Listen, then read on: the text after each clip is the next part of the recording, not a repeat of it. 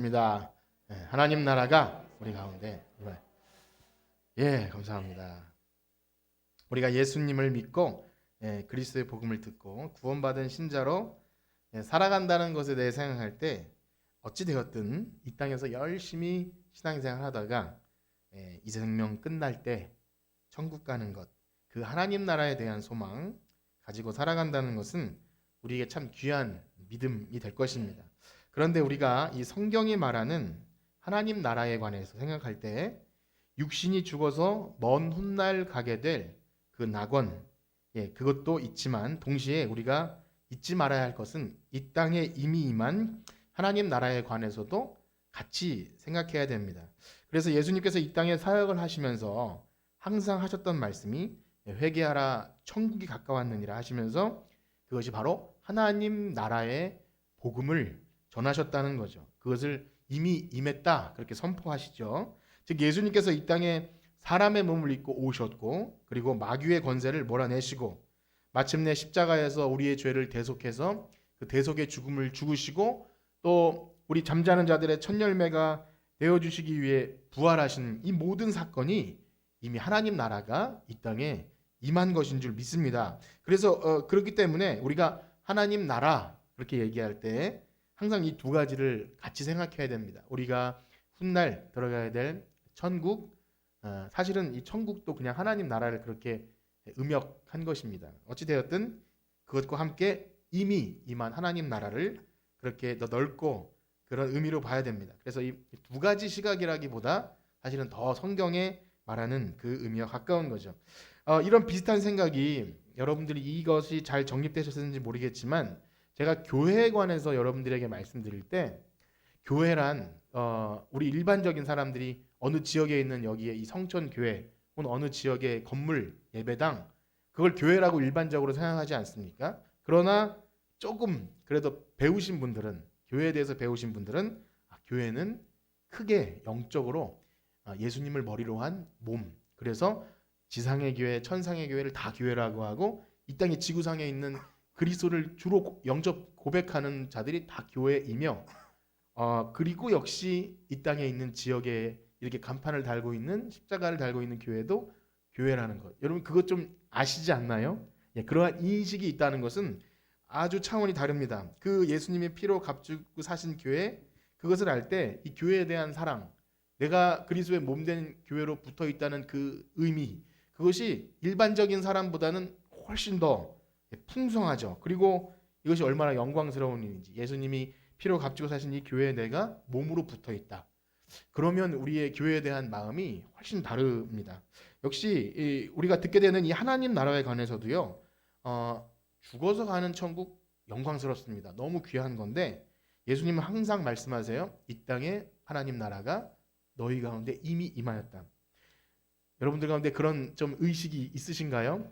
바라기는 오늘 말씀을 통해서 이 땅에 이미 임한 하나님의 나라가 그 하나님의 나라에 우리가 속한 백성으로서 과연 우리가 그것을 인식하고 살아가고 있는지 여러분 우리가 무언가를 인식하고 있거나 그렇지 않은가는 큰 차이가 있습니다. 매우 큰 하늘과 땅 차이가 있어요. 어떤 개념이나 아니면 아주 사소한 사랑이나 자녀나 어떤 것에 대해서도 훨씬 폭넓은 이해를 갖고 있는 사람은 편협하지 않고 본질에 훨씬 가까울 수 있죠. 그것처럼 하나님의 나라의 질서, 과연 우리 믿는 사람들이 하나님 나라의 질서로 산다는 것이 무엇일까를 생각하는 이 시간 되기를 주님의 이름으로 축복합니다. 자, 먼저는 우리 지난 시간에 예수님이 가르쳐 주신 기도를 배웠는데요. 그 말씀과 오늘 이야기가 이어지는데 우리가 들은 말씀은 단지 기도를 어떻게 해야 되는가? 그래서 효과적인 기도 혹은 이렇게 틀에 맞춰서 기도하면 하나님이 잘 응답해 주시겠다 하는 그런 기도가 아님을 말씀드렸어요. 그렇습니다. 기도는요.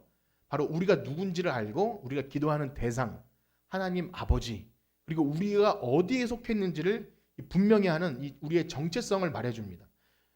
역시 아까 교회 또 하나님 나라 기도도 마찬가지예요. 우리가 기도를 어떻게 하냐에 따라서 그가 진짜 살아계신 하나님 아버지를 섬기고 있는지 아니면 요건 좀 그렇지만 도깨비 방망이 혹은 내 소원을 이뤄주는 어떤 신이어도 좋으니까 그냥 간절히 하면 들어줄 거라고 생각하는 그런 신을 섬기는지가 명확해지죠.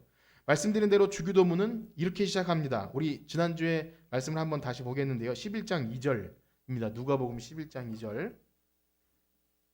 시작. 예수께서 이르시되 너희는 기도할 때 이렇게 하라. 아버지여 이름이 거룩히 여김을 받으시오며 나라가 임하시오며. 아멘.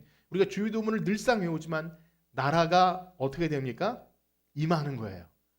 죽어서 가는 천국만 있는 게 아니라 나라가 임하시오며. 이 나라는 하나님의 주권을 상징하죠. 통치, 하나님이 다스림. 그래서 이거 좀 너무 큰 개념 같고 어려운 개념 같지만 예수님의 말씀을 가만히 들여다보면 우리와 같이 연약한 사람들 안에서도 하나님의 나라가 임하였음을 우리 느낄 수 있어요. 그래서 우리가 기도할 때 정말 하나님 아버지께 기도하는지, 우리가 하나님 나라에 속한 백성인지가 늘 드러나죠. 그래서 우리 기도의 그 뒤따르는 내용도 하나님의 영광인지, 하나님의 나라의 질서 속에서 구하는 것인지가 분명해요. 앞에서는 하나님의 이름, 하나님 나라를 해놓고서 내 나라, 또 내가 주인 된 것, 그러면 하나님 나라가 아니라 내 나라잖아요.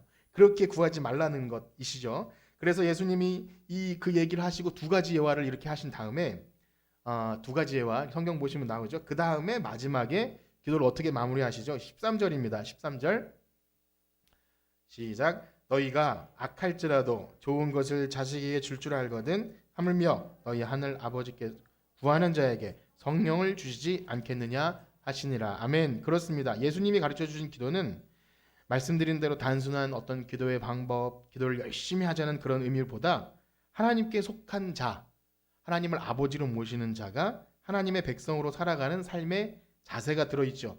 그리고 그러한 자의 삶 속에는요, 역시 다른 어떤 것도 아닌 성령님이 거하시는 것입니다. 그래서 가장 좋은 것은요, 성령님이 내 안에 계실 때 믿는 사람은 그게 최고예요. 그렇게 여겨지십니까? 네, 성령 안에서 모든 것이 다 복된 것이 다 나옵니다.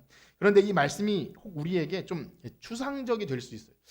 하나님의 나라 보이지 않는, 우리가 뭐 대한민국 하면 이 나라, 옆에 있는 일본 저 나라 이렇게 구분이 되지만 하나님의 나라는 좀 선명하지 않을 것 같아서, 그래서 그런지 누가는요, 이제 세상 나라에 속한 사탄에게 속한 마귀에게 속한 나라가 어떤 나라인지를 좀 보여주고 그것을 좀 선명하게 하는데, 그래서 우리가 하나님 나라의 통치를 받는 사람이면 어떠해야 될까를 이렇게 보여주고 있습니다. 우리 14절에서 16절까지를 읽어보겠습니다. 11장 14절에서 16절입니다.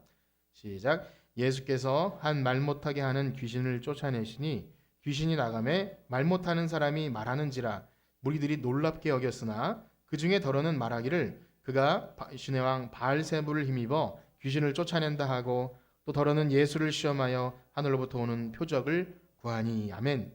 누가는요, 이 기도에 관한 교훈이 끝나고 갑자기 어떤 말 못하게 하는 귀신을 쫓아내시는 그 예수님의 사역을 이어서 기록합니다. 즉 그러니까 이것이 단순하게 시간 순서에 따라 기록한 것이 아니라 의도를 가지고 예수님의 이 축기 사역이 예수님이 위에 말씀하신 그 하나님의 나라, 그 속한 사람과 그렇지 않은 그것을 좀 비교하면서 뭔가 이야기해 주고자 여기에 구성한 거죠. 그렇습니다. 말 못하게 하는 귀신을 쫓아내셨는데 다른 축기 사역에서는 어떻게 뭐 귀신을 쫓아내고 그가 어떠했는지 자세히 나오지 않습니까? 뭐 거라사에 그 귀신 들린 사람 혹은 여러 이 병든 사람을 어떤 그 연유가 있었는지를 보여주는데, 여기는 그런 게 다 빠지고 잠깐 언급하고 나서 이 사건 때문에 벌어지는 어떤 논쟁을 그리고 있습니다. 자, 사람들의 반응이 어떠했습니까? 먼저 한 무리는 놀랍게 여겼죠. 그건 그럴 수 있다고 생각이 됩니다. 놀랍게 여기죠. 당연히 놀랍죠. 그런데 그 다음 어떤 사람들은, 더러는 예수님의 사역이 귀신의 왕 바알세불, 굉장히 생소하죠. 바알세불, 귀신의 왕 바알세불이 있다고 해요. 그를 힘입어서 더 큰 귀신이 더 약한 귀신을 쫓아내는 것 아니냐. 그렇게 참 이상하게 봐요. 그리고 더러는 예수님을 시험하면서 와, 정말 놀라운 일을 하셨네요. 더 큰 표적을 보여주세요.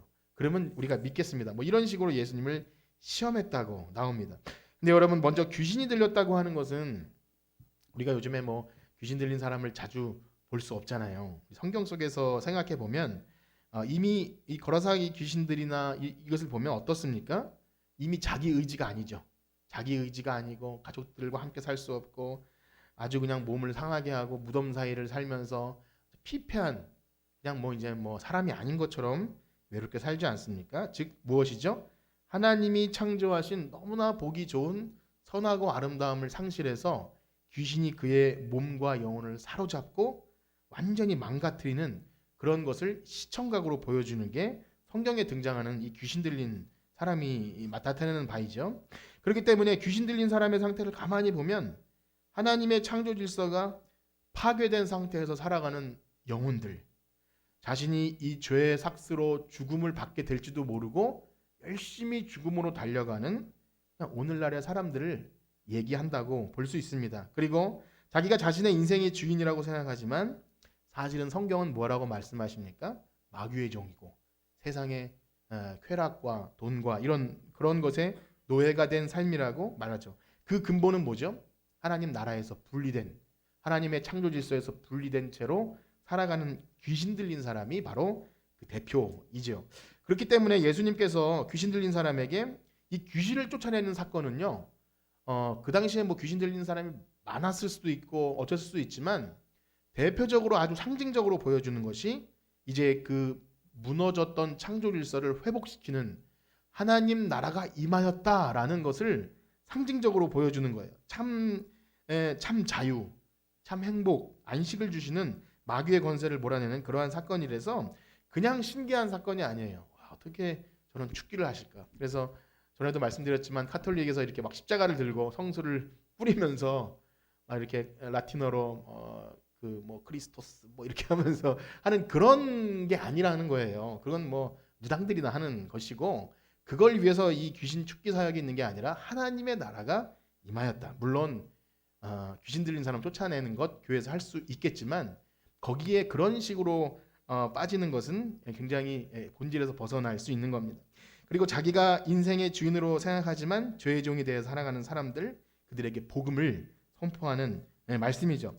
그런데 문제는요, 이 놀라운 사건을 보면서 다양한 시각이 있는데 놀라는 건 그렇다 치고 말씀드린 대로 어찌 이런 생각을 할까요? 어찌 그 더 큰 귀신을 데려와서 약한 귀신을 쫓아내는 것이 예수님이 하시는 일이라고 그렇게 할까요?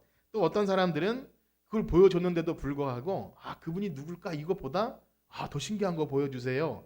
표정만을 구하죠. 먼저 지금 예수님에게 그 힘이 마귀에게서 온 것이 아니냐 이렇게 주장하는 사람들, 여기엔 지금 누군지 나오지 않지만 우리 11장 끝에 쭉 나중에 보시게 되겠지만 그 정체가 나오는데요. 바로 예수님을 싫어하던 기득권자들, 바리새인, 뭐 유대인들, 그들이었습니다. 그들은 왜 그런 주장을 하였을까요? 그들이 몰라서 그런 게 아닙니다. 굉장히 억지스러운 주장을 하고 있는 거예요. 본인들이 몰라서 그런 게 아니라 예수님의 사역을 깎아내리기 위해서 굉장히 억지 주장을 하고 있습니다. 왜냐하면 예수님이 하시는 일은 분명 성경대로 말하면 선지자가 맞고 하나님이 보내신 사람이 맞아요. 이사야의 예언대로 그가 오시면 그가 기름을 부음 받으면 하나님의 영이 임하사 가난한 자에게 복음을 전파하고 포로된 자에게 자유를 선포하는 그 놀라운 일이 벌어진다고 했으니 깜짝 놀라서 이분은 정말 하나님이 보내신 사람인가 이렇게 인정해야 되는데 결코 인정할 수 없는 거죠. 왜 인정 못할까요? 자신들의 기득권, 내가 가지고 이제까지 옳다고 주장한 것들을 절대 내려놓지 못할 때 하나님의 나라가 임해도 거기에 순복할 수 없는 거고, 그러니까 예수님이 하시는 사역을 귀신의 장난이라고 이렇게 폄훼하는 겁니다. 그러고 보면 사람이 참 합리적인 것 같아도 굉장히 비합리적이에요. 사람들이 똑똑하고 따박따박 이렇게 논리적으로 대응하고 공평한 것 같아도 얼마나 자기 모순에 빠질 때가 많은지 모릅니다. 이걸 아전인수 뭐 그렇게 얘기하죠. 세상에 똑똑하고 정의롭다고 하는 사람들에게 둘째 가면 서럽다고 하는 사람들이 바로 아무래도 정치인들 아니겠습니까? 그리고 법조인들, 그런 사람들이 얼마나 똑똑해요. 그런데 그들이 주장하는 바를 가만히 들어보면 똑같은 건데도 뭐 여당이 될 때 야당이 될 때 완전히 달라지기도 하고, 똑같은 범죄 상황인데도 어떤 판사, 어떤 검사 거기서 완전히 바뀌게 되지 않습니까? 그런데도 정의예요. 정의. 나름대로 정의로워요. 그것이 인간이라는 겁니다. 참 우리는 신기한 세상에 살고 있죠. 제가 어떤 거대한 얘기를 드린 것 같지만 사실 우리의 삶의 구석구석도 보면 내가 할 때는 별 문제가 되지 않았지만 남들이 하면 어찌 그런 법이 있을 수 있냐고 굉장히 대노하는 것을 우리 자신도 봐요. 우리가 더 못났으면서 자녀들이 그러면 어찌 너희가 그럴 수 있냐고 막 그렇게 하는 것이 우리의 모습이고 그렇습니다. 그런데 이것이 자기중심적이고 이런 것이요. 사실은 내가 주인이라서 그런 것 같지만 우리도 욕심과 자기가 우상이 돼서 거기에 종노릇 하고 있다는 것입니다. 우리가 주인이 돼서 그런 게 아니라 사실상 자기를 사랑하는 것 그 자체가 우상이에요. 성경은 그렇게 얘기합니다. 자기 사랑하는 것, 내가 이 우주의 중심이 되고자 하는 그런 것들 자체가 하나님께 분리됐기 때문이에요. 하나님의 나라, 하나님의 주권을 인정하지 않기 때문에 그러한 현상이 벌어집니다. 자, 그런가 하면 또 다른 부류가 있었죠. 예수님께서 한 사람을 귀신에게서 자유케 놓여지는 걸 보면서도 더 놀라운 표적을 요구해요. 예수님을 시험하는 거죠. 그러나 우리가 성경에서 계속해서 강조드리지만 표적은요, 사인이라 그랬어요. 간판처럼 그것을 통해서 예수님을 봐야 되는데 표적에 집중하는 순간 이상한 우상 종교로 빠지게 되고요. 진정한 믿음이 들어가지 않아요. 그래서 예수님도 그런 믿음을 인정해 주지 않았죠. 너희는 본고로 믿느냐, 보지 못하고 믿는 자가 복이 있다, 표적만 구하느냐, 그렇게 예수님이 안타깝게 말씀해 주셨어요. 그래서 정말 진실한 믿음은 그런 것이 아니라 하나님 말씀을 듣고 성령의 역사로 우리들이 마음이 감동되어서 믿음이 생기는 것, 여러분 그러한 믿음을 추구하시길 축복합니다. 그렇기 때문에 예수님께서 사역의 초기에 사탄에게 시험을 받으신 일을 기억하지 않습니까? 이 세 가지 시험을 받았는데 그게 사실은 다 표적이에요. 표적. 그걸 보여주면 하나님의 아들이라는 것을 증명할 수 있다. 예수님이 응하셨습니까? 응하지 않죠. 우리는 이렇게 생각할 수 있어요. 예수님 그까짓 거 그냥 좀 보여주세요. 그 마귀가 시킨다고 자존심 상해하지 말고 보여주면 우리도 좀 할 말이 있고, 야 이것 봐라, 우리가 믿는 예수님이 진짜다, 어린아이들처럼 이렇게 좀 떠들어댈 수 있지 않겠습니까? 라고 생각할 수 있어요. 그러나 하나님의 나라는 결코 그런 식으로 나타나는 것이 아니죠. 예수님의 사탄의 요구에 응답하지 않은 것은 못해서 그런 게 아니지 않습니까? 그들의 요구에 응답하는 것이 바로 세상 나라의 요구에 응답하는 거예요. 우리도 그런 오류에 빠질 때가 많아요. 사람들의 요구, 성경적인지 아닌 거와 상관없이 사람들의 요구, 좀 이래야 되지 않겠냐라는 것. 그것이 상식적이라면 상관은 없지만 상식적이어도 하나님의 말씀이 그렇지 않을 때는 우리가 그 요구에 반응해서는 안 되는 거죠. 그래서 오늘날 이 신비한 이적을 바라고 깜짝 놀라게 할 만한 사건을 따라서 갖는 믿음이나 혹은 교회가 힘을 얻어서 세상에서 그래도 좀 세를 형성해서 뭐 정당 혹은 나가서 이렇게 우리 무리가 움직이면 뭔가 표를 움직일 수 있을 만한 그런 것이 되어서 교회가 존재감을 드러내는 것은요, 하나님의 나라랑은 전혀 관계가 없습니다. 자, 그렇다면 예수님이 추구하신 하나님의 나라의 승리, 그리고 세상에 입을 다물게 하는 일은 어떻게 일어나죠? 가장 미련한 방법인 십자가를 통해서 일어납니다. 예수님이 세상에 입을 다물게 하는 방법이 불의한 재판관에게 사형 판결을 받으심으로 많은 사람들의 입을 다물게 하셔요. 그리고 전도에 미련한 것으로 하나님의 나라가 임하게 하시는 거예요. 사탄의 권세를 무력으로, 내가 하늘의 천군 천사를 동원해서 못 이길 줄 알느냐? 베드로가 칼을 들고 서칠 때 아니다, 칼로 흥한 자는 칼로 망한다. 하나님의 나라는 그것과 관련이 없는 거죠. 그렇습니다. 그렇기 때문에 예수님께서 하시는 모든 사역은 십자가를 향하여 가세요. 그 능력 많으신 예수님이 걸어가시는 길은 바로 십자가를 통해서 이 말도 안 되는 방법을 통해 하나님의 나라를 이루어가시는 겁니다. 자, 그런데 지금 본문 속에서는요, 예수님은 그걸 아시면서도 이 믿는 성도들에게 과연 하나님의 나라가 어떤 것인지를 드러내주기 위해 이 악한 자들의 비방, 이 논리적이지도 않고 예수님을 깎아내려고 하는 자들에게 그들의 주장이 얼마나 터무니없는지를 이렇게 말씀해 주십니다. 이 17절에서 19절 한번 읽어보겠습니다. 11장 17절에서 19절 시작. 예수께서 그들의 생각을 아시고 이르시되 스스로 분쟁하는 나라마다 황폐해지며 스스로 분쟁하는 집은 무너지느니라. 너희 말이 내가 바알세불을 힘입어 귀신을 쫓아낸다 하니 만일 사탄이 스스로 분쟁하면 그의 나라가 어떻게 서겠느냐. 내가 바알세불을 힘입어 귀신을 쫓아내면 너희 아들들은 누구를 힘입어 쫓아내느냐. 그러므로 그들이 너희 재판관이 되리라.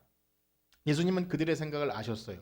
그리고 지금 여기 뭐 나라마다 분쟁하는 이것들은요, 격언 같은 거예요. 아주 상식적인 속담 같은 것으로 당연히 너희들 상식적으로 생각해봐라.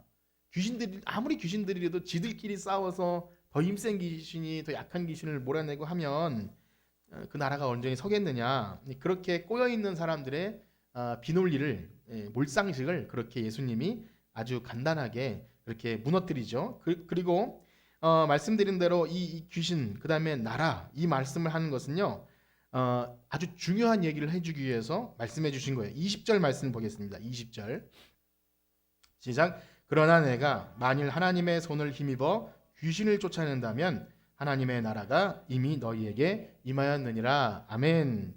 그렇습니다. 사실상 그 비방하는 사람들에게 하나님 나라가 임했다 이 얘기를 하시는 것이 아니라 이 말씀은 우리 믿는 자들에게 하시는 말씀이에요. 그들이 이것을 알아듣든 깨달았든 못 알아듣든 상관없이 누가는 이 말씀을 기록하면서 오늘날 성도들 그 당시에 이 누가복음의 1차적인 독자들 초대교회의 참 힘든 세상 나라와 그 로마의 황제의 권력과 그 나라와 싸우면서 신앙을 지켜야 되는 그들에게 하나님의 나라는 임했다 그렇게 선포하는 거예요. 복음은 하나님 나라 선포이지 않습니까? 그들이 이 말씀을 듣고 그래 예수님은 계시다가 부활하셔서 지금 없는 게 아니라 이미 하나님 나라가 임한 거야. 그렇게 이 복음을 선포하고 있는 겁니다. 그리고 오늘날 우리에게도 이것이 하나님 나라가 임하였는 줄 우리가 믿게 하는 것입니다. 그렇습니다. 서두에 말씀드린 바와 같이 지금 이야기는요. 우리는 누구에게 속하였는가? 과연 하나님께 속했는가? 하나님 나라에 속했는가? 이것을 분명히 하라는 어떤 결단과 촉구하는 말씀이죠. 왜냐하면 세상의 마귀의 질서를 따라 살아가는 이 세상 나라와 하나님 나라는 결코 공존할 수가 없어요. 빛이 비치면 당연히 어둠이 물러나는 것처럼 빛과 어둠이 같이 있다는 게 논리적으로 안 되는 것처럼 빛이 비치면 어둠의 세력은 물러갑니다. 그러니까 어떤 사람이 혹 나는 세상 나라도 아니고 하나님 나라도 아니고 난 중립국가야.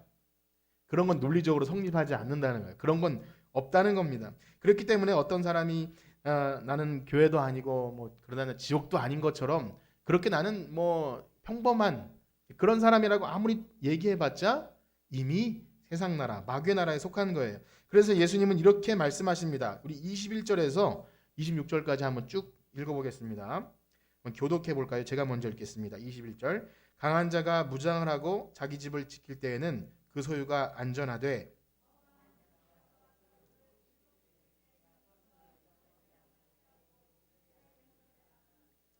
나와 함께 하지 아니하는 자는 나를 반대하는 자요 나와 함께 모으지 아니하는 자는 해치는 자니라.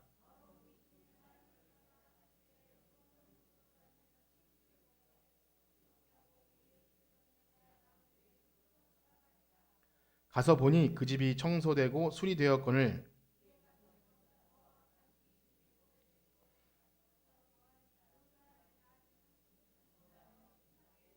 아멘. 여러 가지 말씀을 하신 것 같지만 본질은 하나입니다. 마귀의 권세와 하나님 나라는 사실 싸움의 상대가 되지 않아요. 그리고 이 땅에 오심으로 하나님 나라가 이미 승리한 겁니다. 그래서 그런 뭐 아주 옛날 고리타분한 표현이지만 뭐 인천 상륙 작전 얘기하면서 메가더 장군이 인천에 상륙함으로 이미 전쟁은 끝난 거지만 뭐 부산까지 가야 된다 뭐 이런 재밌는 표현을 쓰는데 하나님의 나라는 이미 임했고 이미 승리한 것을 우린 믿어요. 요한계시록의 말씀이 사실 그런 거예요.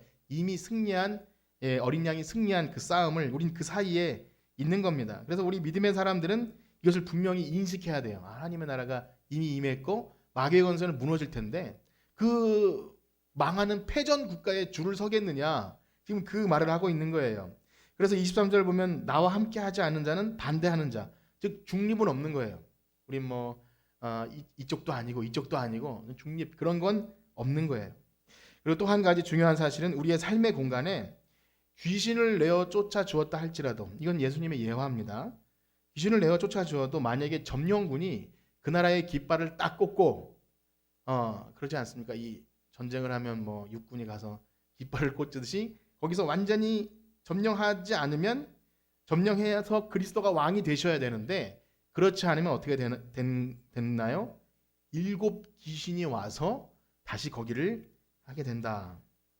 이 말씀을 하는데 딱 그런 생각이 들었습니다. 그 길거리에 보면 골목마다 쓰레기가 많이 쌓이는 곳이 있잖아요. 뭐 전봇대나 좀 후미진 곳에 자기 집 앞에 안 버리고 쓰레기를 막 무단 투기해요.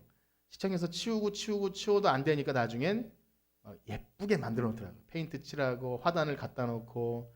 그래도 무식한 사람은 화단에다가 막 깡통 버리긴 하지만 그래도 좀 개선이 돼요. 거기를 깨끗이만 치우는 게 문제가 아니라 아름다운 것으로 채워 놓으니까 조금 낮아요. 우리도 얼마 전 이 부활절을 준비하면서 대청소를 하고 주차장을 좀 치우지 않았습니까? 그래서 이제 공간이 확보가 돼서 성도님들 우리 교회 저런 공간이 있는 줄 몰랐다고 좋아하세요. 그러면서 저기를 우리 어르신 권사님들이 쉬는 공간으로 이렇게 하면 정말 좋을 것 같다. 그 생각해서 우리 장로님들에게 말씀드리니까 너무 좋겠다고 그렇게 해주세요.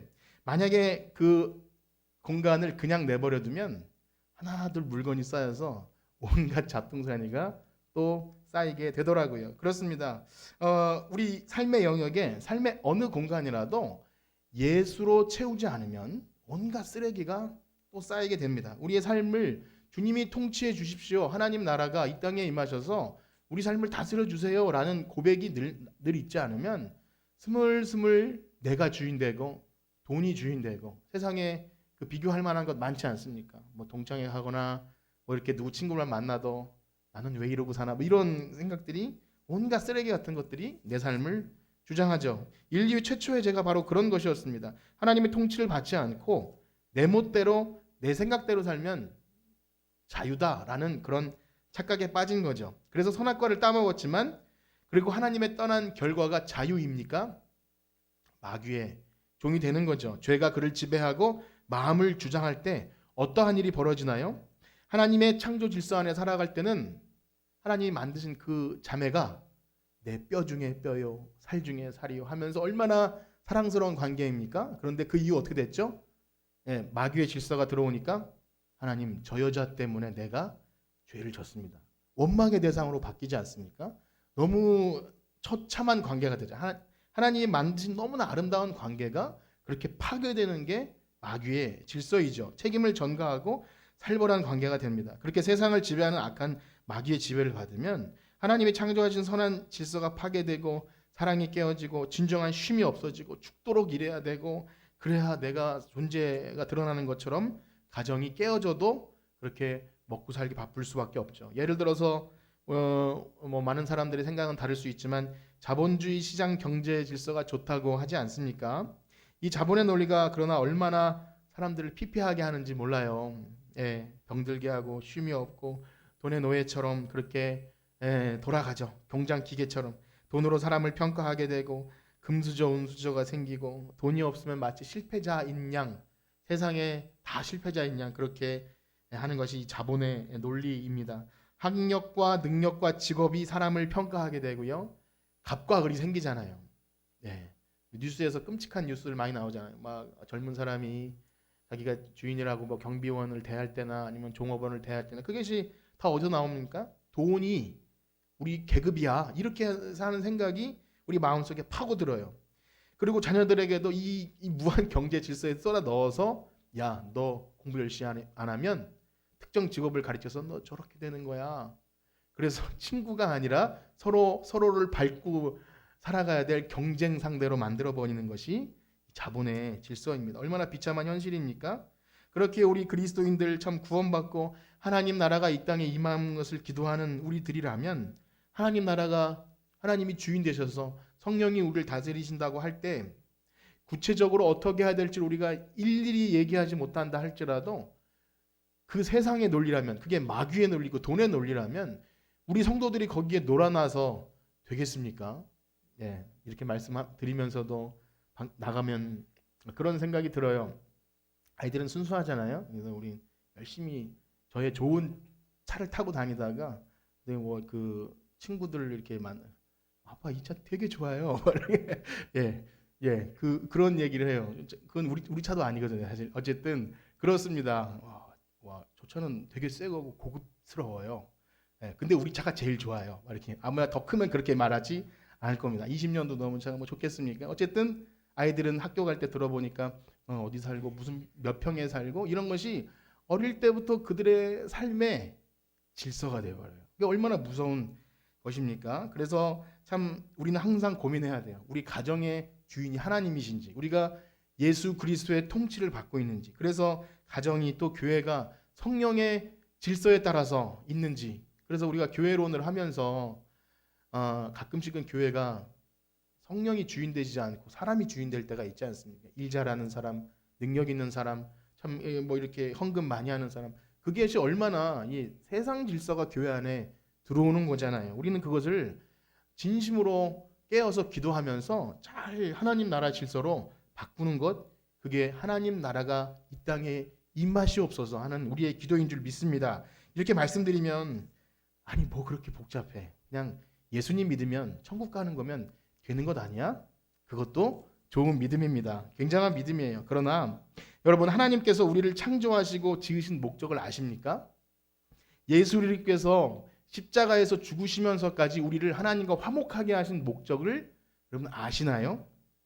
우리를 그냥 그 정도로 살라고 하신 것이 아니라 다시 하나님의 선한 일을 위해서 의의 무기로, 또 하나님의 기쁨이 되고 우리를 거룩한 산제사로 제사장 나라로 드리기 위해서 우리를 구원하신 줄 믿습니다. 우리의 구원을 그렇게 풍성하게 아셔야 돼요.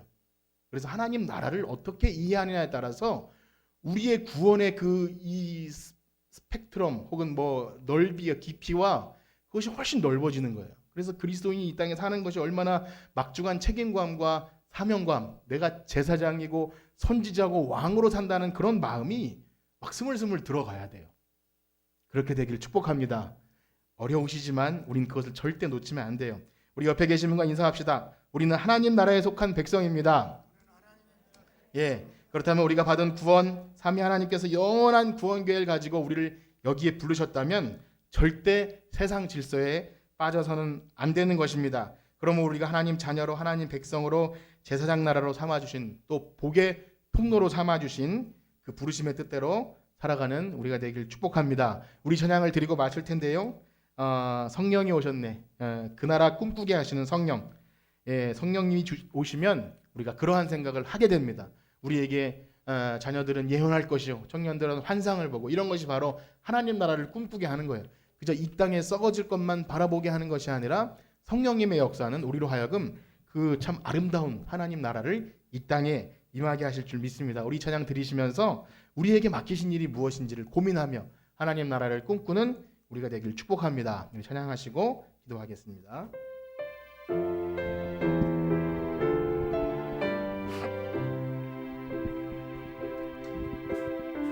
허무한 시절 지날 때, 깊은 한숨 내쉴 때, 그런 풍경 보시며 탄식하는 분이 있네. 그와 같이 너희를 버려두지 않으리. 내가 너희와 영원히 함께. 아멘. 성령이 오셨네. 성령이 오셨네. 성령이 오셨네.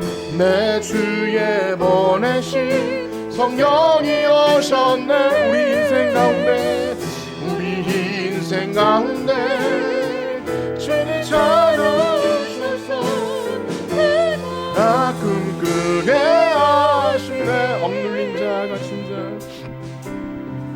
억눌린 자 갇힌 자, 자유함이 없는 자, 피난처가 되시는 성령님 계신. 아멘. 주의 영이 계신 곳에, 주의 영이 계신 곳에 참자유가 있다네. 진리의 영이신 성령. 아멘. 성령이 오셨네. 성령이 오셨네. 성령이 오셨네. 내 주에 보내신 성령이 오셨네. 우리 인생 가운데, 우리 인생 가운데 친히 찾아오셔서 그의. 아멘. 성령이 오셨네. 성령이 오셨네. 성령이 오셨네. 성령이 내 주에 보내신, 내 주에 보내신 성령이 오셨네. 없네. 우리 인생 가운데 찾아오셔서 그 나라 꿈꾸게. 아멘. 우리 들으신 말씀 가지고 기도하기 원합니다.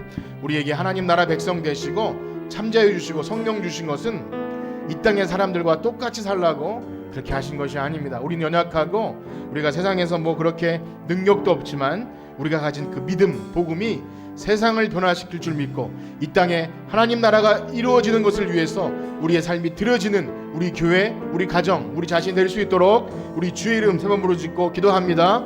주여, 주여, 주여. 하나님, 우리와 함께 하신 주님, 하나님 우리를 불러 모아주신 것 감사합니다. 세상에선 소망도 없고 아무런 아버지 가치도 없는 우리들을 하나님 자녀로 불러 모아주셔서 제사장 나라 되게 하시고 거룩한 백성 되게 하시고 하나님의 그 거룩한 덕을 선포하기 위해서 우리를 불러 모아주신 하나님 감사합니다. 우리는 하나님 나라에 속했습니다.